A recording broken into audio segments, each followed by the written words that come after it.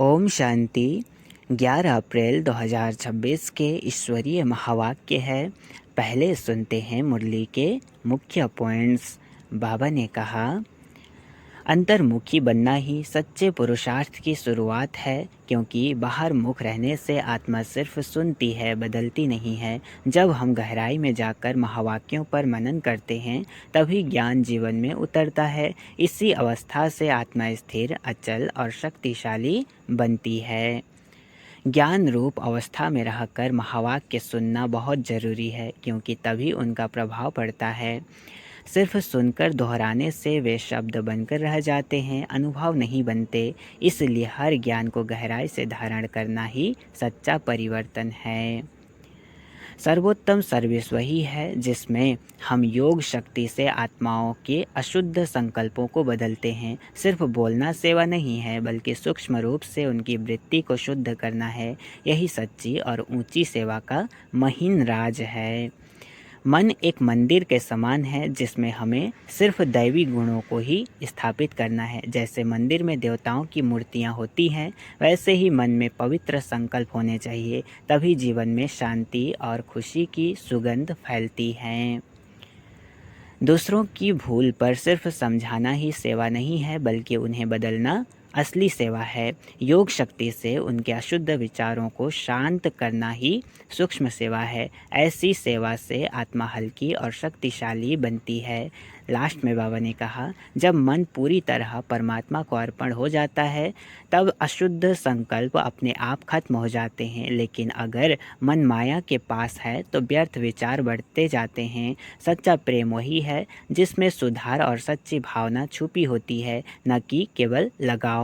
जो हमें हमारी भूल बताकर आगे बढ़ाता है, वही सच्चा हितैषी है। ऐसे प्रेम को स्वीकार करना ही उन्नति की कुंजी है। अच्छा, अब सुनते हैं मुरली को विस्तार से। ओम शांति। मुरली का सार आज बाबा ने कुछ अलग दिया है। अंतर्मुखी बच्चे बच्चे, ज्ञान रूप अवस्था में रहकर इन महावाक्यों को धारण करो, तब अपना व अन्य आत्माओं का कल्याण कर सकेंगे। दादियों की डायरी से बाबा ने दादियों की डायरी से आज सार में दिया है।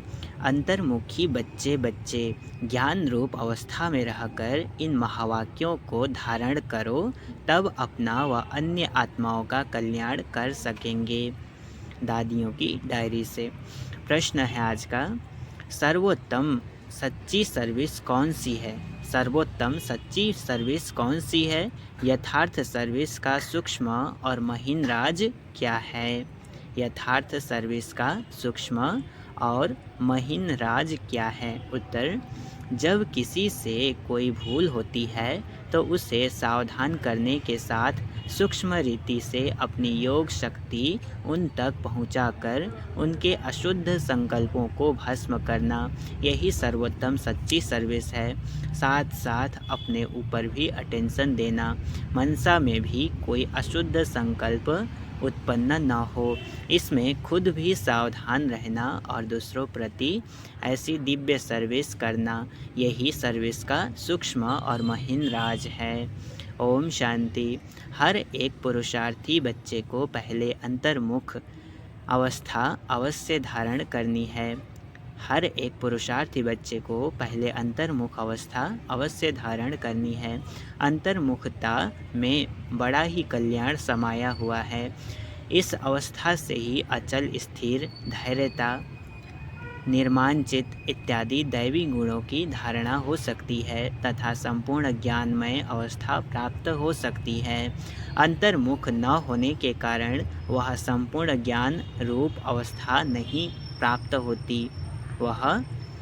अंतर्मुख न होने के कारण वह संपूर्ण ज्ञान रूप अवस्था नहीं प्राप्त होती, क्योंकि जो भी कुछ महावाक्य सम्मुख सुने जाते हैं, अगर उसे गहराई में जाकर ग्रहण नहीं करते, सिर्फ उन महावाक्यों को सुनकर रिपीट कर देते हैं, तो वह महावाक्य वाक्य हो जाता है।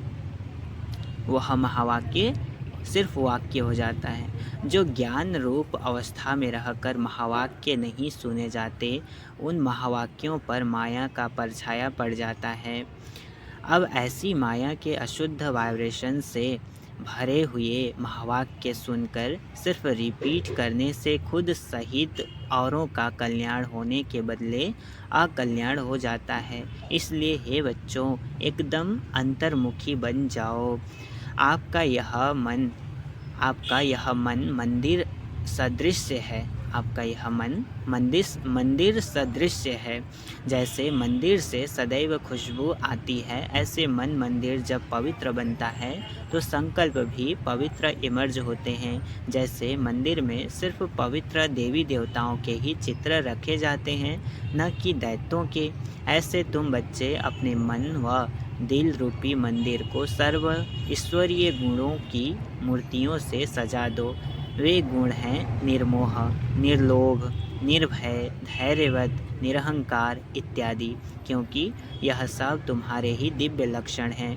आप बच्चों को अपने मन मंदिर को उजियारा अर्थात संपूर्ण शुद्ध बनाना है। जब मन मंदिर उजियारा बने तब ही अपने उजियारे प्यारे बैकुंठ देश में चल सकें। तो अब अपने मन को उज्ज्वल बनाने का प्रयत्न करना है तथा मन सहित विकारी कर्मेंद्रियों को वश करना है, परंतु न सिर्फ अपना मगर अन्य प्रति भी यही दिव्य सर्विस करनी है। वास्तव में सर्विस का अर्थ अति सूक्ष्म और महीन है। ऐसा नहीं कि किसकी भूल पर सिर्फ सावधान करना इतने तक सर्विस है। ऐसा नहीं कि किसी की भूल पर सिर्फ सावधान करना इतने तक सर्विस है, परंतु नहीं, उनको सूक्ष्म रीति अपनी योग की शक्ति पहुँचाए, उनके अशुद्ध संकल्प को भस्म कर देना, यही सर्वोत्तम सच्ची सर्विस है। और साथ साथ अपने ऊपर भी अटेंशन रखना है, न सिर्फ वाचा अथवा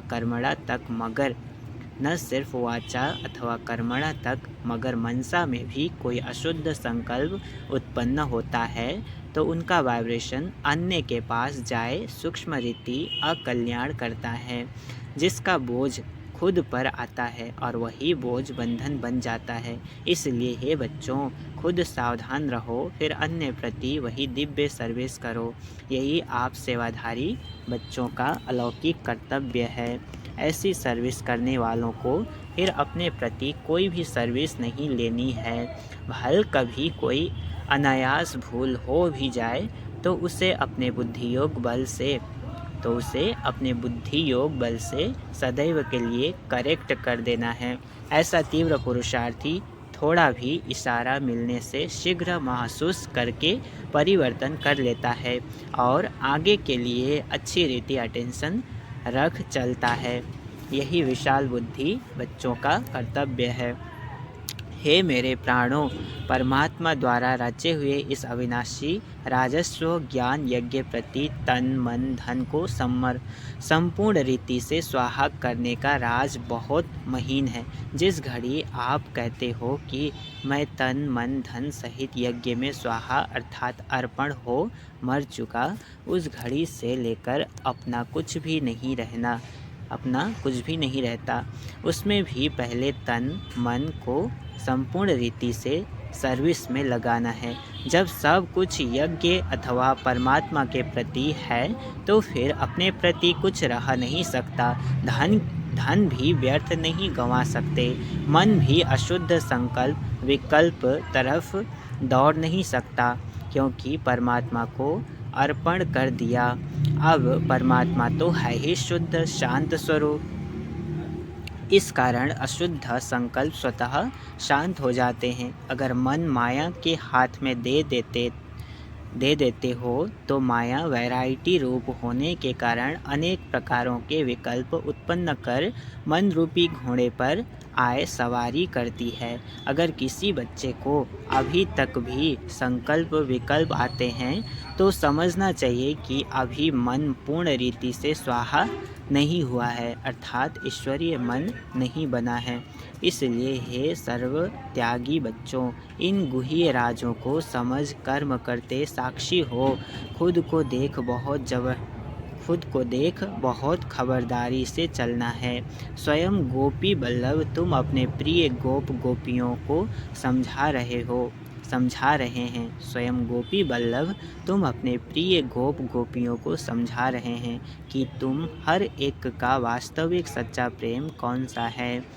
हे प्राणों, तुम्हें एक दो की प्रेम भरी सावधानी को स्वीकार करना है, क्योंकि जितना प्रिय फूल उतना ही श्रेष्ठ परवरिश। फूल को वैल्यूबल बनाने अर्थ माली को कांटों से निकालना ही पड़ता है।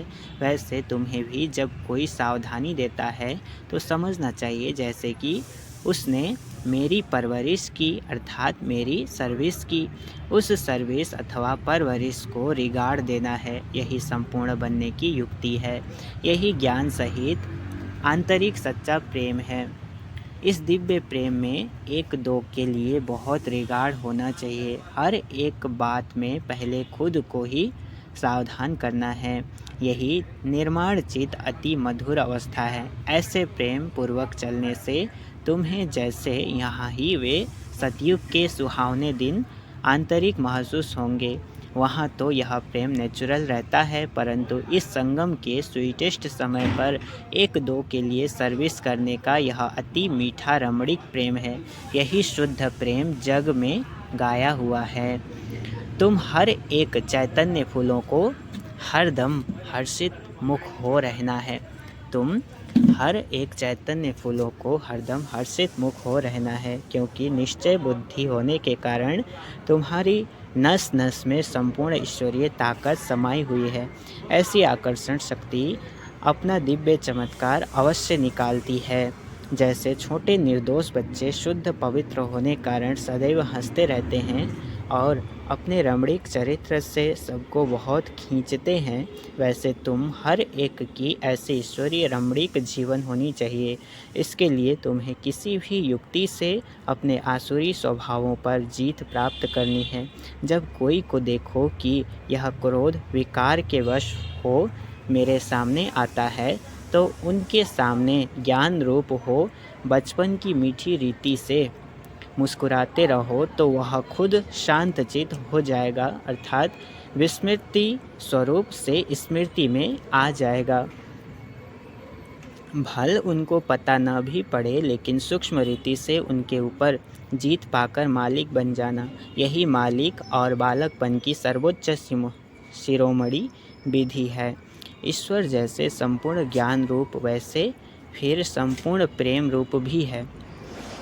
ईश्वर जैसे संपूर्ण ज्ञान रूप वैसे फिर संपूर्ण प्रेम रूप भी है। ईश्वर में दोनों ही क्वालिटीज़ समाई हुई हैं, परंतु फर्स्ट ज्ञान सेकंड प्रेम। अगर कोई पहले ज्ञान रूप बनने बिगर सिर्फ प्रेम रूप बन जाता है तो वह प्रेम अशुद्ध खाते में ले जाता है। इसलिए प्रेम को मर्ज कर पहले ज्ञान रूप बन भिन्न भिन्न रूपों में आई हुई माया पर जीत पाकर पीछे प्रेम रूप बनना है। अगर ज्ञान बिगर प्रेम में आए तो कहाँ विचलित भी हो जाएंगे। जैसे अगर कोई ज्ञान रूप बनने के बगैर ध्यान में जाते हैं तो कई बार माया में फंस जाते हैं। इसलिए बाबा कहते हैं, बच्चे, यह ध्यान भी एक सूत की जंजीर है, परंतु ज्ञान रूप बन पीछे ध्यान में जाने से अति मौज का अनुभव होता है। तो पहले है ज्ञान, पीछे है ध्यान। ध्यानिष्ठ अवस्था से ज्ञानिष्ठ अवस्था श्रेष्ठ है। इसलिए हे बच्चों, पहले ज्ञान रूप बन फिर प्रेम इमर्ज करना है। ज्ञान बिगड़ सिर्फ प्रेम इस पुरुषार्थी जीवन में विघ्न डालता है। साक्षीपन की अवस्था अति मीठी, रमणीक और सुंदर है। इस अवस्था पर ही आगे की जीवन का सारा मदार है। जैसे कोई के पास कोई शारीरिक भोगना आती है, उस समय अगर वह साक्षी सुख रूप अवस्था में उपस्थित हो उसे भोगता है तो पास्ट कर्मों को भोग चुकतु भी करता है और साथ साथ फ्यूचर के लिए सुख का हिसाब भी बनाता है। तो यह साक्षीपन की सुख रूप अवस्था पास्ट और फ्यूचर दोनों से कनेक्शन रखती है। तो इस राज को समझने से कोई भी ऐसे नहीं कहेगा कि मेरा यह सुहावना समय सिर्फ चुकतू करने में चला गया। नहीं, यही सुहावना पुरुषार्थ का समय है जिस समय दोनों कार्य संपूर्ण रीति सिद्ध होते हैं। ऐसे दोनों कार्य को सिद्ध करने वाला तीव्र पुरुषार्थी ही अतीन्द्रिय सुख व आनंद के अनुभव में रहता है। ऐसे दोनों कार्य को सिद्ध करने वाला तीव्र पुरुषार्थी ही अतीन्द्रिय सुख व आनंद के अनुभव में रहता है। इस वैरायटी विराट ड्रामा की हर एक बात में तुम बच्चों को संपूर्ण निश्चय होना चाहिए, क्योंकि यह बना बनाया ड्रामा बिल्कुल वफादार है।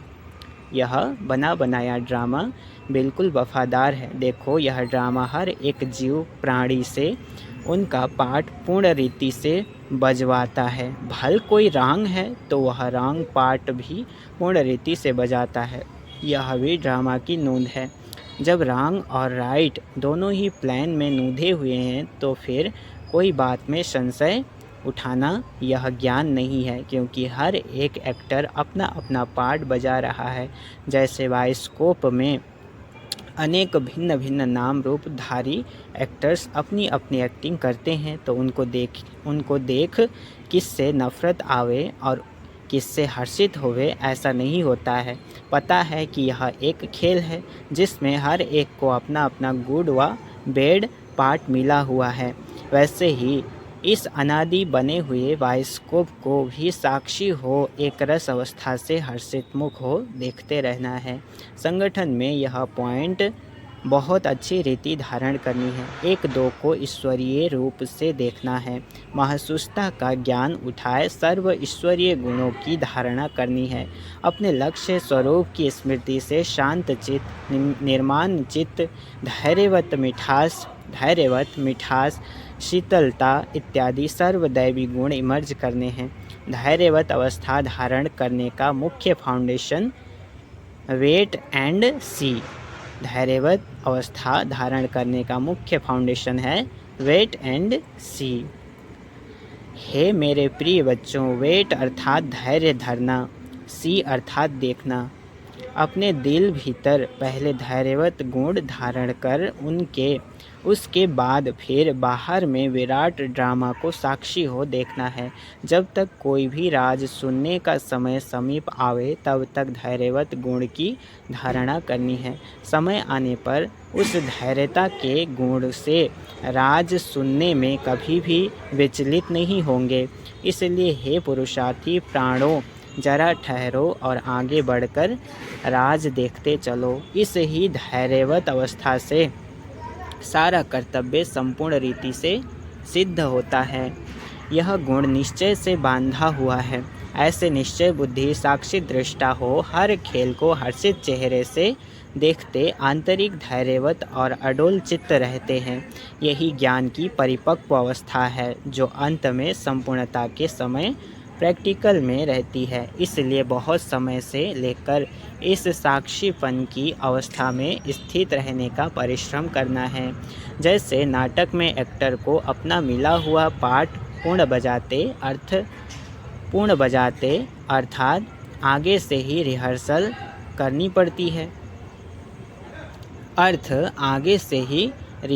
करनी पड़ती है। वैसे तुम प्रिय फूलों को भी आने वाली भारी परीक्षाओं में योग बल द्वारा पास होने के लिए आगे से ही रिहर्सल अवश्य करनी है। लेकिन बहुत समय से लेकर अगर यह पुरुषार्थ किया हुआ नहीं होगा तो उस समय घबराहट में फेल हो जाएंगे। इसलिए पहला अपना ईश्वरीय फाउंडेशन पक्का रख दैवी गुणधारी बन जाना है। ज्ञान स्वरूप स्थिति में स्थित रहने से स्वतः शांत रूप अवस्था हो जाती है। जब ज्ञानी तो आत्मा बच्चे इकट्ठे बैठकर मुरली सुनते हैं तो चारों तरफ शांति का वायुमंडल बन जाता है, क्योंकि वे कुछ भी महावाक्य सुनते हैं तो आंतरिक डीप चले जाते हैं। डीप जाने के कारण आंतरिक उन्हों को शांति की मीठी महसूसता होती है।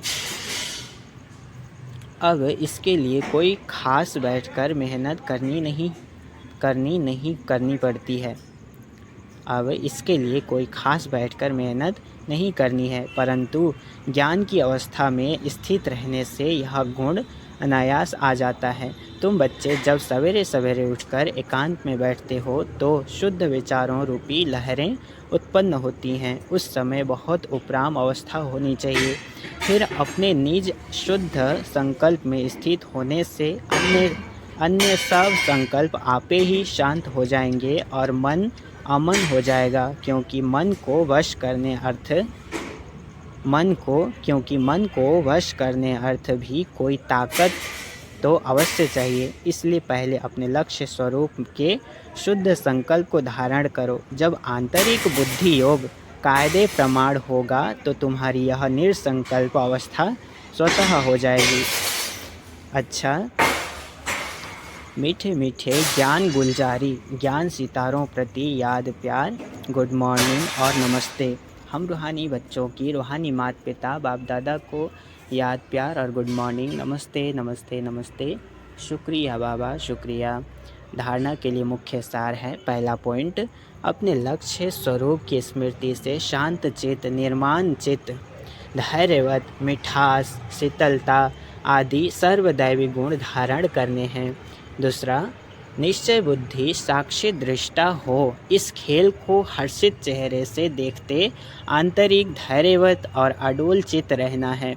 बहुत समय से लेकर इस साक्षीपन की अवस्था में स्थित रहने का पुरुषार्थ करना है। वरदान आज का, एक ही रास्ता और एक से रिश्ता रखने वाले संपूर्ण फरिश्ता भव। क्या कहा? एक ही रास्ता और एक से रिश्ता रखने वाले संपूर्ण फरिश्ता भव।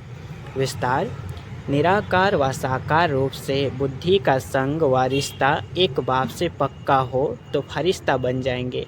जिनके सर्व संबंध व सर्व रिश्ते एक के साथ हैं वही सदा फरिश्ते हैं। जैसे गवर्नमेंट रास्ते में बोर्ड लगा देती है कि यह रास्ता ब्लॉक है, ऐसे सब रास्ते ब्लॉक बंद कर दो तो बुद्धि का भटकना छूट जाएगा। बाप दादा का यही फरमान है कि पहले सब रास्ते बंद करो, इससे सहज फरिश्ता बन जाएंगे। स्लोगन है आज का, सदा सेवा के उमंग उत्साह में रहना यही माया से सेफ्टी का साधन है। सदा सेवा के उमंग उत्साह में रहना यही माया से सेफ्टी का साधन है। अव्यक्त इशारे, महान बनने के लिए मधुरता और नम्रता का गुण धारण करो। आपका बोल और स्वरूप दोनों साथ साथ हों। बोल स्पष्ट भी हो, उसमें स्नेह भी हो, नम्रता और मधुरता भी हो, सत्यता भी हो, लेकिन स्वरूप की नम्रता भी हो। इसी रूप से बाप को प्रत्यक्ष कर सकेंगे। निर्भय हो लेकिन बोल मर्यादा के अंदर हो। निर्भय हो लेकिन बोल मर्यादा के अंदर हो। जब इन दोनों बातों का बैलेंस हो तब कमाल दिखाई देगी। फिर आपके शब्द कड़े नहीं मीठे लगेंगे। अच्छा, ओम शांति।